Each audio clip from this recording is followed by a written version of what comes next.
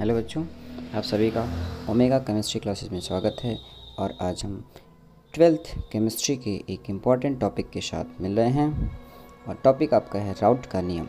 Raoult का नियम की बात करते हैं तो राउल्ट ने द्रवों से मिलकर बने विलयनों, द्रव से बात आती है तो द्रव विलायक के रूप में अवश्य होना चाहिए और दोनों भी विलेय और विलायक दोनों भी द्रव हो सकते हैं। तो राउल्ट ने द्रवों से मिलकर बने विलयनों के वाष्प दाब, अगर हम बात वाष्प दाब की करते हैं तो किसी भी द्रव की जो वाष्प का दाब होता है उसकी सतह पर पड़ने वाला, उसी को हम वाष्प दाब कहते हैं।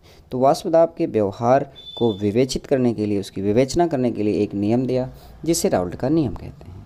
अब हम बात करते हैं इस नियम में इन्होंने बताया क्या। तो इस नियम में सबसे पहले इन्होंने बताया कि किसी ठोस द्रव विलयन, तो सब यहाँ पर हम देख रहे हैं कि द्रव हमारा विलायक के रूप में है लेकिन विलेय हमारा ठोस है। तो किसी ठोस द्रव विलयन कि वाष्प दाब का जो आपेक्षिक अवनमन होता है, बात अगर हम आपेक्षिक अवनमन की करते हैं तो आपेक्षिक अवनमन होता है विलायक का वाष्प दाब माइनस विलयन का वाष्प दाब और बटे विलायक का वाष्प दाब। तो यहाँ पर देख रहे हैं किसी ठोस द्रव विलयन की वाष्प दाब का जो आपेक्षिक अवनमन होता है वो विलेय के मूल प्रभाज के बराबर होता है। मूल प्रभाज की बात करते हैं तो मूल प्रभाज जो होता है वो विलेय का जो मूल भाग होता है, मूल अंश होता है, उसी को हम मूल प्रभाज कहते हैं।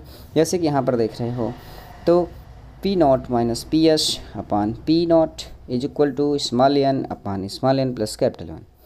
बात करते हैं यहाँ पर पी नॉट की, तो पी नॉट हमारा विलायक का वाष्प दाब है, पी एस विलयन का वाष्प दाब है और स्मॉल एन विलेय के मूलों की संख्या तथा कैपिटल एन विलायक के मूलों की संख्या है।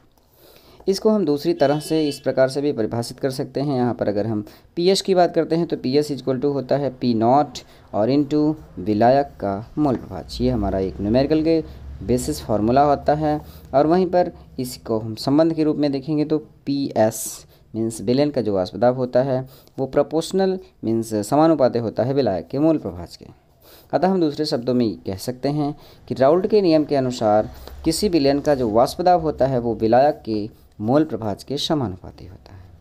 वहीं बात हम करते हैं इसी राउल्ट के नियम के अंतर्गत, तो यदि दो या दो से अधिक द्रव से बना कोई विलयन है तो उस विलयन का निश्चित ताप पर जो वाष्प दाब होगा वो विलयन में उपस्थित अवयव मीन्स जिससे मिलकर वो विलयन बना है कि आंशिक वाष्प दाबों के योग के बराबर होता है। जैसे कि हम बात करें तो पी एम यहाँ पर हम ले रहे हैं विलयन का वाष्प दाब और पी ए ले रहे हैं पहले घटक का वाष्प दाब और पी बी दूसरे घटक का, पी सी तीसरे घटक का। इस प्रकार हम देखेंगे तो P M is equal to P A plus P B plus P C, ये जो कि हमारा आंशिक दाब है।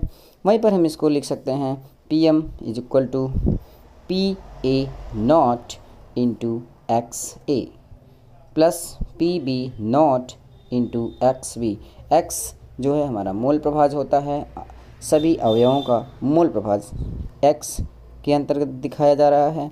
इस प्रकार से हमको ये दो फार्मूले मिल रहे हैं जब दो या दो से अधिक द्रवों से मिलकर बना कोई विलयन होता है।